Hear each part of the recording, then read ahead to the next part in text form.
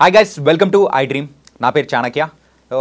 Present దేశంలో అట్టుడుగుతున్న topic ఏదైనా ఉందంటే అది కలకత్తాలో జరిగిన ఒక దుర్ఘటన. అదేంటో కాదు, ఆర్జేకర్ మెడికల్ కాలేజ్లో ఒక మెడికో తనని కూడా అత్యాచారం చేసి హత్య చేసిన దుర్ఘటనతో ఇప్పుడైతే ప్రజెంట్ చాలా హీట్ ఆఫ్ ద మూమెంట్ ఉంది. మరి వీటి గురించి ప్రియా చౌదరి గారు కూడా ఏమంటారో ఆవిడని అడిగి తెలుసుకుందాం. నమస్తే మ్యామ్. నమస్తే. ఈ ఇష్యూ అనేది కూడా ఇంతగా వచ్చింది, ప్రతి ఒక్కరిని కూడా బాధ కలిగించే విషయం. అత్యాచారం, దాంతోపాటు అమ్మాయిని కూడా మరి హత్య కూడా చేశారు. కాబట్టి ఏదో ఒక సెన్సేషనల్ న్యూస్ వచ్చినట్టు ఇంకొక సెన్సేషనల్ న్యూస్ రాగానే ఈ ఇన్సిడెంట్ను కూడా ప్రజలు కూడా మెల్లగా మర్చిపోయే అవకాశాలు ఏమన్నా ఉంటాయంటారా? మంచి ప్రశ్న అడిగావు. బ్రహ్మాండంగా మర్చిపోతాం. ఎందుకనంటే నేను చాలాసార్లు జర్నలిస్ట్గా పనిచేసినప్పుడు కూడా చాలాసార్లు ఫేస్ చేశాను ఇది. నేను ఏదైనా ఒక కేసు పట్టుకున్నానంటే వాడికి శిక్ష పడేంత వరకు దాని వెనకే పడతా. ఆ పడిన తర్వాత కూడా దాన్ని పట్టుకొని వస్తా. నేను చాలాసార్లు కూడా నా పై ఉన్నటువంటి వాళ్ళందరూ ఎడిటర్స్ వాళ్ళందరూ ఏమనేవారంటే, అమ్మా ఇది 2 రోజులు అయిపోయింది కదా, ఇది స్టేరు, ఇంకా దీని గురించి ఆపేసే, కొత్తదేమన్నా ఉంటే పట్రా అని మాట్లాడిన రోజే నా మనసు జర్నలిస్ట్గా ఎప్పుడో చచ్చిపోయింది అయ్యా. నా తాపత్రయం ఏంటి అనంటే, నేరం చేసిన వాడికి ఎలాంటి శిక్ష పడిందో కూడా చివరి వరకు నువ్వు ఫాలో అప్ పెట్టి చూడు. అడుగడుగున వాడిని జనంలో మర్చిపోనివ్వకుండా చేయి. ఏ శిక్ష పడిందో శిక్ష పడేటట్టు నువ్వు చేయి. పడిన తర్వాత ఆ శిక్ష ఏంటనేది జనాలకి కొన్ని వందల వేల సార్లు చెప్పు. కొన్ని వందల శిక్షలు పడుతున్నాయి ఈరోజు. కోర్టుల్లో తీర్పులు వస్తున్నాయి బయటికి. తీర్పుల గురించి ఎందుకు మాట్లాడరు? సెన్సేషనల్ తీర్పులు మాత్రమే మాట్లాడతారు. ఏది మాట్లాడతారు? దిశ ఎన్కౌంటర్ జరగగానే ఎన్కౌంటర్, అప్పుడు దాకా వార్తలు ఏం లేవు, చచ్చిపోయినాం మనం. అది ఒక్కసారి ఊపు వచ్చేసింది. ఆ ఊపు రాగానే ఆ దిశ ఇష్యూ ఏం పడింది, ప్రపంచం మొత్తం కూడా ఆ చర్యని దేని మీద పడింది? నిర్భయ మీద పడింది. This is nature. విశ్వం ఇదే. విశ్వం యొక్క చర్యలు ఇలాగే ఉంటాయి. 7 సంవత్సరాల నుంచి ఆ కేసు బయటికి రానేలే. లాగుతున్నాడు. ఇందాక నేను అన్నాను చూసావా, నేను ప్రొఫెషన్ గురించి నేను పేరెత్తితే బాధపడతారేమో కానీ ఒకానొక మహోన్నతమైనటువంటి వ్యక్తి ఆ యొక్క నేరస్తుల్ని కాపాడటానికి 7 సంవత్సరాలు న్యాయంలో ఎన్ని లొసుగులు ఉన్నాయో న్యాయశాస్త్రంలో అన్ని వాడి పారేస్తుంటే, ఉరే నువ్వు ఇట్టా వాడుతున్నావంటే ఆడపిల్లల్ని నేను కాపాడలేనురా, కాపాడే సిచ్యువేషన్ని తీసుకురావాలి అని చెప్పి ఒక ఉధృతిని జనంలోకి, ఆ విజన్ని తీసుకెళ్ళి ఆ శక్తిని నింపి, ఆ శక్తి ఆ సెగ ఢిల్లీ దాకా దాకింది, హైదరాబాద్లో ఉన్నటువంటి సెగ. అప్పుడు కదా వాళ్ళకి ఉరిశిక్ష పడింది బాబు. అప్పటి వరకు ఎక్కడ జరిగింది? ఎవడు మాట్లాడాడు? నేను అడుగుతున్నాను. నిర్భయ గురించి వారం రోజులు వాయించి పడేసాం.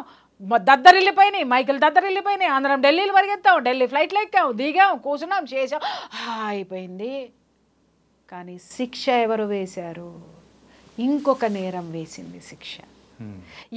ఎవరు దాన్ని అంతవరకు తీసుకెళ్లారు? ఆ ఎనర్జీని, ఆ ఫ్రీక్వెన్సీని నేచర్ తీసుకొని వెళ్ళింది.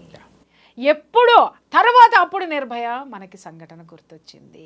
నిర్భయ కేసు కదిలింది, నిర్భయ కేసు ఇలా ఉంది, నిర్భయ కేసు అలా అయిపోయింది అని చెప్పేసి అని అప్పుడు ఉరి శిక్ష. కేల్కతం, దుకాన్ బంద్, అందరూ కామైపోయి కొంచెం కూల్ డ్రింక్ తాగేసాం, కొంచెం టీలు తాగేసాం, కొంచెం కాఫీలు తాగేసాం. మళ్ళీ ఏం జరుగుతుందా అని చూస్తున్నాం. ఈలోపు ఇది ఇన్ని సంవత్సరాల తర్వాత ఇది వచ్చిందనమాట. మన బతుకులు ఇంతే. మనం బాగుపడం. సిగ్గు లేదు మనకి, లజ్జ లేదు మనకి, సామాజిక బాధ్యత అసలే లేదు మనకి. అర్థమైందా? ఇందాక నేను చెప్పాను కదా, మనది ఒక బతికేనా కుక్కల వలె, నక్కల వలె, సందులలో పందుల వలె, పందుల్లాగే సోకాళ్ళు మేధావులందరూ అబ్బో మోడీ ఏమన్నా చేశాడంటే కూర్చొని పుంకాలు పిసికేసుకొని మాట్లాడేస్తారు. మరి ఆ తర్వాత ఇప్పుడు దీని గురించి ఏ గొంతుకలు ఎందుకు బయటికి రావడం లేదు? ఎందుకు మైకులు పట్టుకొని మాట్లాడడం లేదు? ఒక ఇష్యూ జరిగినప్పుడు దాని గురించి మాట్లాడేసి మీటింగులు పెట్టేసి, గ్రూప్ మీటింగులు పెట్టి, పార్టీ మీటింగులు పెట్టి, ఇన్ని పెట్టిన వాళ్ళు. దేశంలో ఒక ఆడపిల్లకి ఇంత జరిగితే మేధావుల నోళ్ళు పెగలవే, ఆగిపోయాయే, ఆరిపోయాయా? గొంతుక తడారిపోయిందా? తీయండి బాస్. మేధావితనం ఎవరి కోసం చూపిస్తున్నారు? నాశనం కోసం చూపిస్తున్నారు. దేశం యొక్క ఆ భద్రతని భ్రష్టు పట్టించడానికి, దేశం యొక్క విలువని దిగజార్చడానికి మాత్రమే ఈ మేధావుల గొంతుకలు పనిచేస్తున్నాయా? దీనిలో ఎందుకు మాట్లాడరు? 10 సార్లు ఎందుకు మాట్లాడరు? 10 రోజులు ఎందుకు మాట్లాడరు? 10 గంటలు ఎందుకు కూర్చొని డిస్కషన్ చేయరు? అంటిల్ అన్లెస్ నేరస్తుడికి శిక్ష పడేంత వరకు, పడినటువంటి శిక్ష మీద ఎందుకు జడ్జిమెంట్లు రావు, ఎందుకు డిస్కషన్స్ రావు, ఆ జడ్జిమెంట్ల గురించి రోజుకు 10 జడ్జిమెంట్లు వేయండి. కొడుకు ఒక్కొక్కడికి ఉచ్చబడుతుంది నేరం చెయ్యాలి అని అంటే. అప్పుడు ఒక్కొక్కడికి అర్థమవుతుంది, ప్రతి పోలీస్ ఆఫీసర్కి గుర్తొస్తుంది, అరే శిక్ష పడితే నేను ఈ యొక్క విజయాన్ని సాధించింది నేనే అని ఒక పోలీస్ ఆఫీసర్ అనుకుంటాడు. ఒక నేరస్తుడికి పడినటువంటి శిక్ష బయటికి వచ్చిన తర్వాత ఆశీర్వాదాలు ఏదైతే ఉంటాయో ఒక న్యాయమూర్తి అనుకుంటాడు, నేను న్యాయాన్ని కాపాడినటువంటి ఆ యొక్క స్థితి, ఆ ఉన్నతమైనటువంటి స్థితి కలిగిన వాడిని అనుకొని అతనిలో ఎనర్జీ పెరుగుతుంది, వీటిలో ఎనర్జీ పెడుతుంది, సమాజంలో ఒక భయం అనే ఎనర్జీ పుడుతుంది. అప్పుడు మాత్రమే నేరాలు ఆగుతాయి. ఓకే, ఎలా ఆగుతాయో ఏంటా అనేది కూడా చాలా చక్కగా చెప్పారు మ్యామ్. బిఫోర్ క్లోజింగ్ దిస్, కాకపోతే ఏంటంటే నాకు ఒకటి ఈ ఇష్యూలో అత్యంత హీనంగా దరిద్రంగా అనిపించిన ఇన్సిడెంట్ ఒకటి ఉంది. ఏంటంటే ఎవడైతే ఈ ఇన్సిడెంట్ చేశాడో సంజయ్ రాయ్ అని, తను దొరికిన తర్వాత కూడా ఏం పర్లేదు ఉరి తీసేయండి ఏమవుతుంది అని చెప్పేసి ఇంత అంటే ఎలా అన్నాడనే దాని మీద ఎవడు మాట్లాడలే, ఎందుకు అన్నాడనే దాని మీద ఎవడు మాట్లాడలే. నేను చెప్పనాది, వాడికి ఎక్కడి నుంచి వచ్చినాయి ఈ సిగ్నల్స్? దీదీ అక్క ప్లాను ఇంప్లిమెంట్ చేసింది వాడు, ప్రిన్సిపల్ వాడి కింద ఉన్నాడు వీడు. మరి ముఖ్యమంత్రి నన్ను ఇది చేయమంటే నన్ను ఎవడేం బిగుతాడు రాబాయ్, తీసుకోండి ఊరి అంటే పడదని చెప్పేసి అంత హ్యాపీగా అంటే అంత ధైర్యంగా చెప్పేసి అంటే ఇంత జరుగుతుందని భవిష్యత్తు వాడు ఊహించలేదు కదా. నేచర్ వాడికి ఇంత భయంకరమైన శిక్ష వేస్తుంది. వాడికి కాదు శిక్ష, ఇది ద గ్రేట్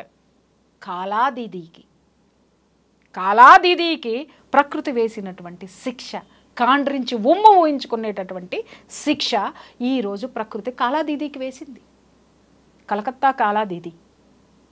కాబట్టి ఎవరైతే ఉన్నారో ఎందుకు మాట్లాడారు అని అంటే స్కెచ్ అక్కడి నుంచి వచ్చింది కాబట్టి వాడిని ఎవడు ఏం పిక్తాడు.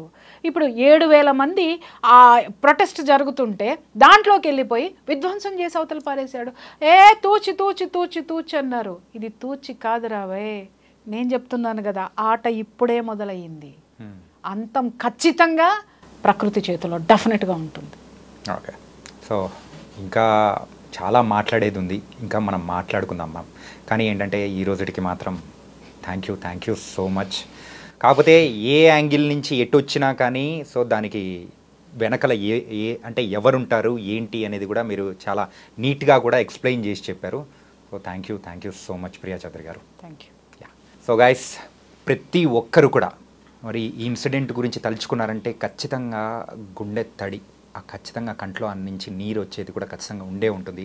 అయ్యో అనుకున్న క్షణాలు కూడా మనకు ఉండే ఉంటాయి. కాబట్టి ఇలాంటివి మన ఇంటి వరకు కూడా రాకూడదు అని అనుకుంటే మనం కూడా సామాజిక బాధ్యతతో ఏదైనా కానీ తప్పులు జరుగుతున్నాయంటే ప్రశ్నించే అవకాశం అనేది కూడా మీరు తీసుకొని దాన్ని ప్రశ్నించారంటే మనం ముందుకి జాగ్రత్తగా వెళ్ళొచ్చు, భవిష్యత్ తరాలని కూడా మనం హ్యాపీగా ఉంచవచ్చు. ఇది ఇవాల్టి ఇంటర్వ్యూ. మరో ఇంటర్వ్యూతో మళ్ళీ కలుద్దాం. అంతవరకు take care. This is your Chanakya. See you.